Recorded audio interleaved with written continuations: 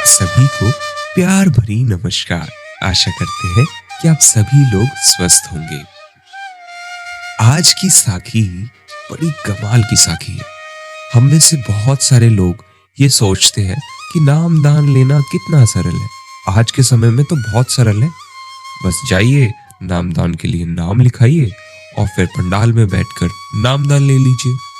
परंतु ये इतना सरल भी नहीं। नामदान कब मिलेगा, किसे मिलेगा, कहाँ मिलेगा, किसके द्वारा दिया जाएगा, मिलेगा भी या नहीं, ये पहले से निर्धारित है। आज की साखी इस विषय को प्रमाणित करती है। तो चलिए इस साखी का आनंद लेते हुए शुरू करते हैं। यह साखी जम्बू की रानी की साखी है और इस साखी को हम बीबी लाजो के शब्दों में सुनने जा रहे हैं। बीबी रुकमन बाबू जयराम दास अमृतसर वाले की स्त्री है। एक दिन बीबी लाजो से आकर कहने लगी, बीबी जी, जम्बू वाली रानी ना बहुत धार्मिक है। मेरा दिल करता है कि आपको वहां ले चलूं। क्या आप चलेंगी? उसे भी थोड़ी परमार्थ की बातें बता दीजिएगा। बेचारी क्या पता नाम ले ले, उसका भी भला हो जाए। फिर उसे हुजूर के पास ले चलेंगे। बीबी रुकमन का मायका जम्बू में था, इसलिए वो रानी को जानती थी। मैंने कहा, अच्छा ठीक है, दोस्त अपने दोस्त के काम आया ही करते हैं। मैं और रुकमन बातें कर रही थी। इतने में ही हुजूर बाबा सावन सिंह जी महाराज ने हमें बुला लिया। वो हमें देख रहे थे। बोला, काको क्या बात कर रही हो? हम डर गए और चुप हो गए। हुजूर ने फिर से कहा, तुम्हारे दिल में जो विचार है ना, वो पूरा नहीं होगा। उसके भाग्य में नाम है ही नहीं। नाम कोई खिलौना थोड़ी है, कोई मजाक थोड़ी है। ये तो बहुत ऊंची दौलत है, बिना भाग्य वालों को नहीं मिलती। बीबी रुकमन ने विनती की, हुजूर महाराज जी, आप दया करें, उसके मन के फेर को फेर दे, उसे नाम के साथ लगा लें हुजूर। हुजूर बाबा सावन सिंह जी कहते हैं, बीबी लाजो, तेरे उपकार से वो दर्शन भी कर लेगी, सत्संग भी सुन लेगी, लेकिन नाम नहीं लेगी। तुम चाहे जितना जोर लगा लो, आजमा लो। बीबी रुकमन मुझे लेकर रानी की कोठी पर चली गई। वह बहुत प्रेम से मिली, परमार्थ की बहुत बातें की और विनती भी की। हमें तो पर्दा है, आप हुजूर से मेरी तरफ से विनती कर देना कि वो मेरी कोठी पे आ जाए और सत्संग कर मुझे दर्शन दे दे। मैं उनकी बहुत धन्यवाद होंगी, रानी ने कहा। बीबी लाजो कहती है, हम हुजूर को अर्ज कर देंगे, आगे उनकी मौज। जब हम वापस आई तो हुजूर हंसकर पूछने लगे, क्या खबर लाई हो बीबी? चाहे जितना जोर लगा लो, उसके भाग्य में नाम है ही नहीं। हमने हाथ जोड़कर विनती की, दाता जी, बेचारी पर्दे में फंसी हुई है, हुजूर जी के दर्शन और सत्संग का चाव रखती है। क्या आप चाहेंगे? हुजूर ने कहा, फिर कैसे होगा भला? हमने विनती की, सच्चे पातशाह, उसकी कोठी में काफी जगह है, संगत सब आ जाएगी, आराम से बैठ जाएगी। हुजूर ने कहा, भाई हमें क्या जरूरत है, जिसको आवश्यकता है वो खुद आए। इस पर हम दोनों डरकर चुप हो गए। रानी बेचारी के दिल को प्रेम ने खींच लिया। उसने एक बार फिर हमें बुलाया।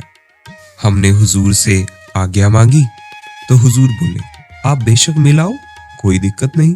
वैसे भी औरतें आपस में औरतों को तसल्ली देती हैं। तो हम आज्ञा लेकर चली गई। जैसे ही हम रानी के महल पहुंचे, रानी बेचारी ने पूछा, संत कब दया करेंगे? इस पर हमने प्यार से उसे हुजूर द्वारा बताए गए सारे वचन कह दिए। हमने सच सच बता दिया। रानी हमारे साथ हुजूर के दर्शन के लिए डेरे पहुंची। हुजूर जी ने बहुत प्रेम से रानी को परमार्थ के अनमोल वचन सुनाए। रानी सुनकर निहाल हो गई। तब रानी ने हाथ जोड़कर प्रार्थना की, दया करो, मेरी कुटिया को भी पवित्र कर दो। सच्चे पातशाह, एक सत्संग वहां भी कर दो। डॉक्टर बलवंत सिंह ने भी अर्ज की, हुजूर दया कर इसकी फरियाद सुन ले। हुजूर ने कहा, देखिए डॉक्टर साहब, इसके भाग्य में नाम नहीं है। तप करने से राज्य मिलता है, राज्य से नरक मिलता है। राजा लोग नरक के जीव होते हैं, माया के नशे में उलझे रहते हैं। इसमें कोई शक नहीं। जंगल में शेर भी होते हैं, राजा होकर कोई एक आध भाग्यवान जीव होता है जो बहुत ऊंचे भाग्य का हो, नाम जपे, नाम जपकर विषय विकारों से हटे, वरना तो सभी इन्हीं विषय विकारों में जिंदगी खो देते हैं। अच्छा, मैं सत्संग कर दूंगा, आपकी अर्ज मंजूर है। हमें राजाओं से कुछ लेना तो नहीं, हमारे शहंशाह ने हमें बहुत ऊंची दौलत बख्शी है जिसका मोल सारे त्रिलोक में भी नहीं हो सकता। सतगुरु परम दयालु थे और सबकी अर्ज सुन लेते थे। दया कर रानी के घर जाकर भी सत्संग कर दिया।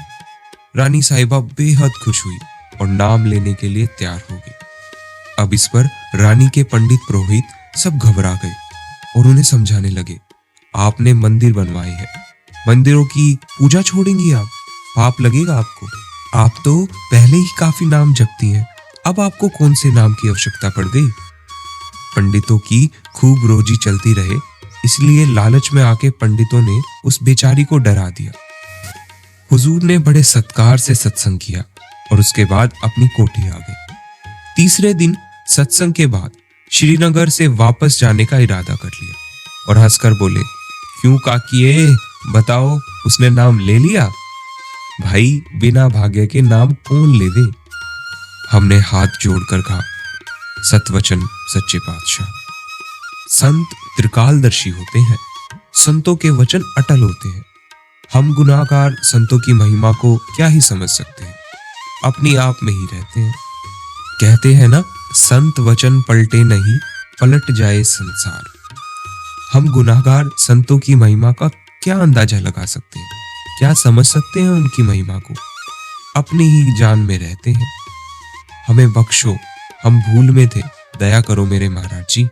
महाराज जी हंसकर बोले, हम नाराज नहीं हैं। अच्छा है, उस बेचारी का भला आपके जरिए इतना तो हो गया कि उसे सत्संग सुनने को मिला। सत्संग के संस्कार तो उसके दिल में पड़ गए। तुमने कोई बुरा तो नहीं किया, भला ही किया है। और फिर चुप हो गए। हम भी सतवचन कहकर माथा टेक कर चुप हो गए। प्यारे भाइयों और बहनों, तो देखा आपने कि किस तरह नाम की दौलत किसी विरले जीव को ही मिलती है, और कितने ही ऐसे लोग हैं जो नामदान के पश्चात नाम को कोई तवज्जो ही नहीं देते। वो इसे एक साधारण दीक्षा मात्र समझकर अपना जीवन गुजार देते हैं।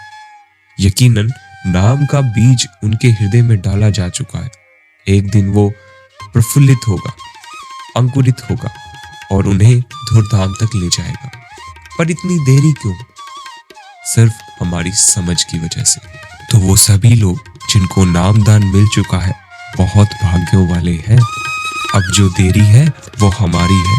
जल्दी से नाम की कमाई करें और अपने धूमधाम जाके आराम करें। अब फिर मिलेंगे किसी और दिन किसी नई साथी के साथ। तब तक के लिए गुरु आज्ञा में बने रहे और सदैव भजन अभ्यास के लिए तत्पर रहे।